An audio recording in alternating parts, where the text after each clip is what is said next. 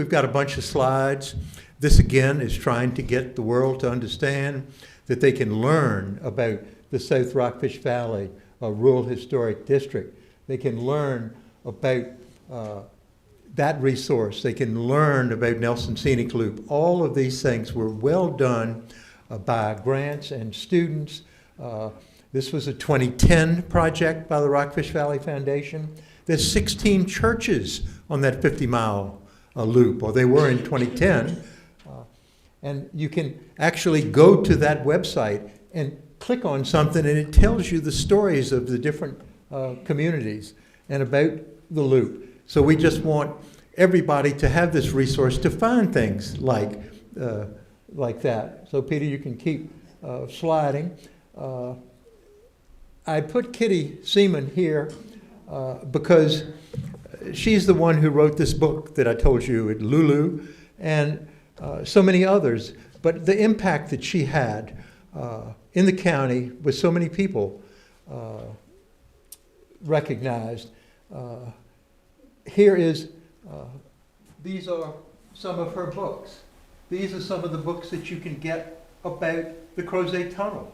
Somebody has written some very special books about the Crozet Tunnel, Blue Ridge Tunnel, they like to call it. Peter, next.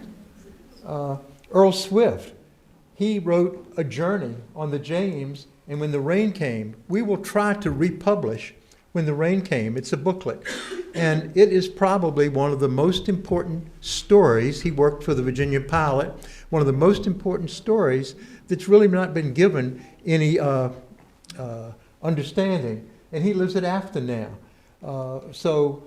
Here's his, you may have seen this cover, When the Rain Came. You can't buy this, but we can get it the Historical Society republished. His journey on the James. You can't have a conversation here without having some reference to Paul, who really did a lot for the Oakland Museum. He did a lot with his own museum, collecting farm equipment, etc. And of course, if we could just get Heartbeats reprinted, it really needs to be reprinted. You can go online now, but I've seen some of them listed at $200 to get that. Roar of the Heavens, you got to go online, Under the Blue Ledge by Pollard. These are very, and of course the one on Camille, these are very important books. And we got Wayne Drumheller back there, so we put something of Wayne's up here, who really tries to bring Rockfish writers together and help them publish their stories. So we've got other resources here. People just don't even know about people like Wayne. But these books, be nice to get that one reprinted. But Paul, if you ever were with him, you would have debates, you would have discussions, and it was interesting. He was really a lot of Nelson. So where do we go from there? I asked Stu, I said, don't you want to come to this thing? And so Stu has done so much for us. We've got a slide, let's see if it's Stu's slide, of everything that's done here for the Rockfish Valley Community Center. And Stu has basically built this. I remember when Stu, you must come up so we all see.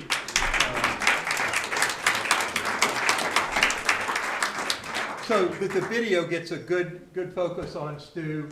I can remember when Stu applied for the job, and everybody knew what Stu was worth.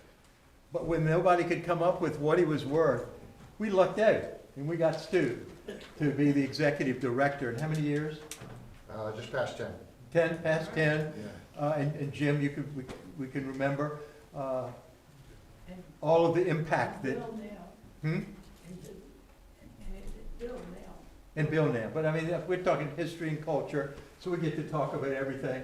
But what he has done for this community center, he has been, and I just want to say what a good job you've done. All these other community centers starting in the county, he has become a resource for them to reach out to understand how to build their community center. So this again, community effort. Peter, I don't know if the next slide is, yes. We have got not just the Heritage Center, which is over here.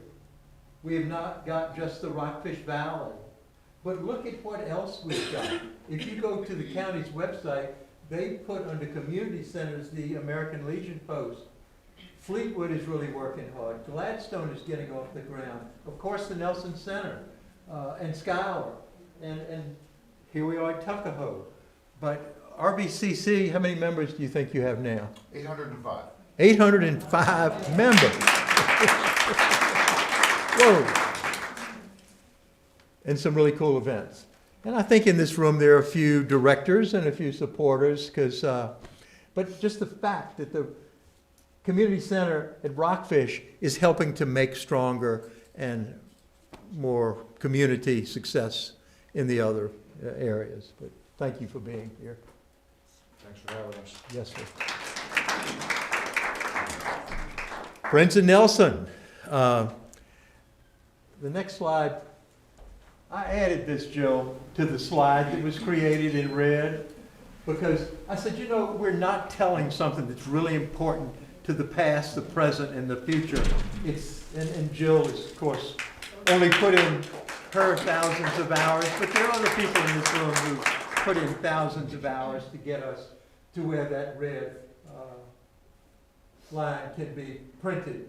But I'm sorry Woody is not here because we have come up with a video, 30 people interviewed on the pipeline, and there are links to it, and we will have that in this completed document.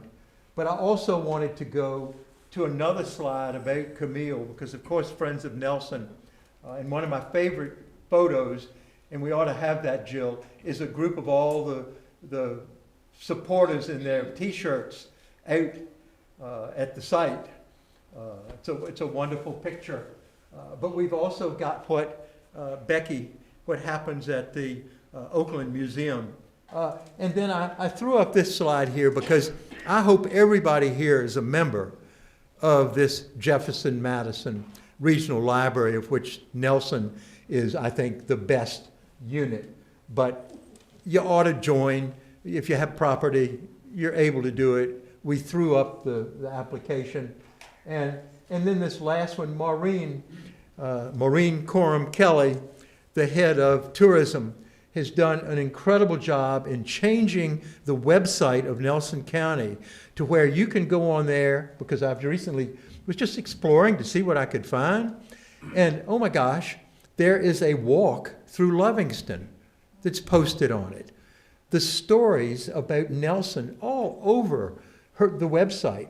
It's really, it's a resource that we've got to hammer into people's vision so they can start looking at the things that people like Maureen are doing. And if you're not signed up for her weekly blog, do you get her weekly announcement of the events in the county?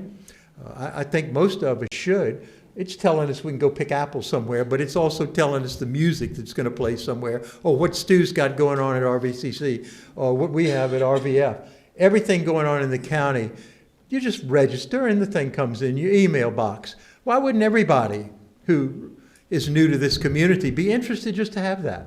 They don't know. They don't know. And what we're doing here is we want people to know what their opportunities are, even if we can lead them to water. We can lead everybody to water. Anything else? Oh.